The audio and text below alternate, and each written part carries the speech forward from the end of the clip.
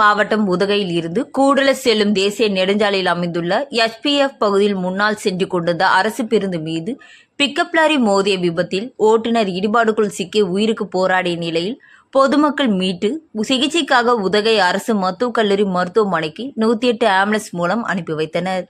நீலகிரி மாவட்டம் உதகை கூடலூர் செல்லும் தேசிய நெடுஞ்சாலையில் அமைந்துள்ள SPF பகுதியில் சாலையோரம் தேநீர் கடை ஒன்று செயல்பட்டு வருகிறது.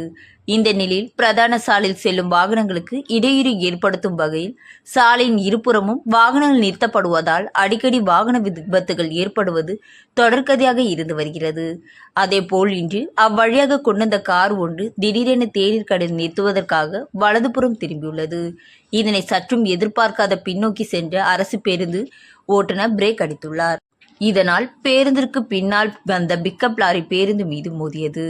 இதை பிக்கப் வாகனம் அப்பளம் போல் நொறுங்கி ஓட்டுநர் இடிபாடுக்குள் சிக்கி காயமடைந்து உயிருக்கு போராடி கொண்டிருந்தார்.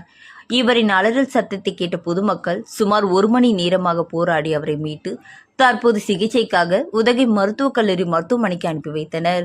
குறிப்பாக விபத்து ஏற்பட்டுள்ள பகுதியில் செயல்பட்டு வரும் தேநீர் கடை முன்பு அடிக்கடி வாகன விபத்துகள் நடைபெறுவதால் சாலையின் இருபுறமும் பெரிகாடுகள் அமைக்க வேண்டும் என அப்பகுதி மக்கள் தெரிவிக்கின்றனர்.